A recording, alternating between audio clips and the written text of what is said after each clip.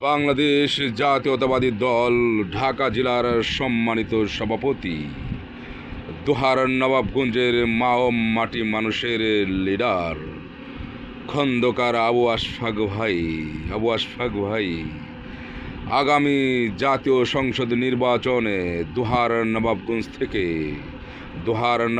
থেকে আমরা সকলে তাকে এমপি হিসাবে ইনশাআল্লাহ ধানের শীষ মার্কায় ভোট দিয়ে জয়যুক্ত করতে চাই। এমপি হিসাবে তাকে দেখতে চাই।